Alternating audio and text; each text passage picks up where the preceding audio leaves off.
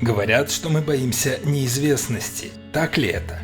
Этот страх появляется, когда мы начинаем новые отношения или запускаем бизнес. Но что, если я вам скажу, что такого страха не существует? Что он заблуждение, иллюзия? Давайте разбираться. Представьте, вас уволили. Сердце колотится, мысли путаются. Что дальше? Найду ли я новую работу? Хватит ли денег? Казалось бы, вы боитесь неопределенности, неизвестности. Но здесь и кроется самая большая ошибка. Настоящая причина страха совсем в другом. Мы не можем знать, что будет через час, день или год. Предполагается, что будущее повторит прошлое. Но очевидно, что это не всегда так. Неизвестность – это естественная часть нашей жизни. Ее гораздо больше, чем определенности.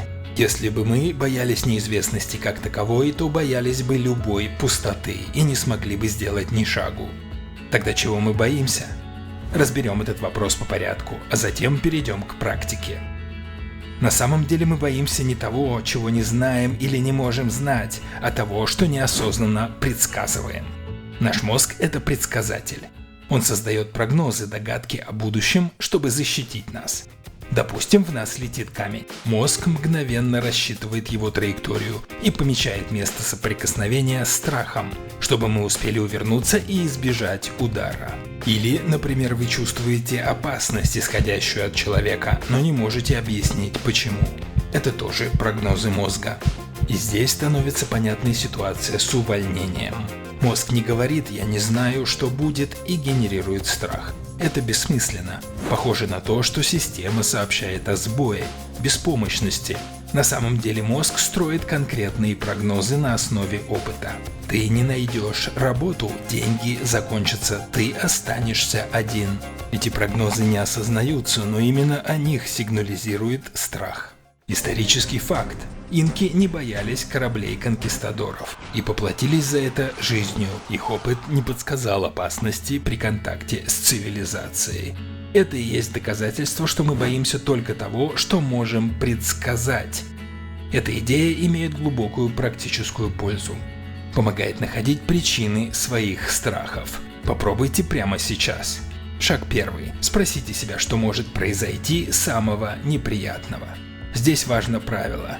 Отвечайте себе не словами, а образами. Мозг работает не с фразами, а с картинками.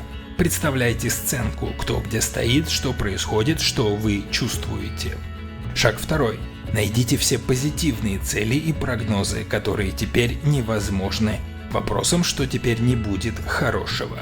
Так как невозможность достичь чего-то важного и нужного также вызывает страх. Ответы, опять же, обязательно давайте в виде образов. Полную технику можно найти на сайте проекта alifela.com или на этом канале. Когда вы найдете предсказанную сценку и она начнет разворачиваться в воображении, страх усилится и в теле появится напряжение. Это знак, вы нашли, чего именно боитесь. И вот что удивительно, в этот момент страх начнет отступать. Помните, негативных прогнозов может быть несколько. Продолжайте искать их, пока не почувствуете, что нашли все. Подписывайтесь на канал, здесь мы раскрываем, как работает психика человека через идею. Мозг – это машина, которая предсказывает будущее. И даем техники самопомощи в различных ситуациях.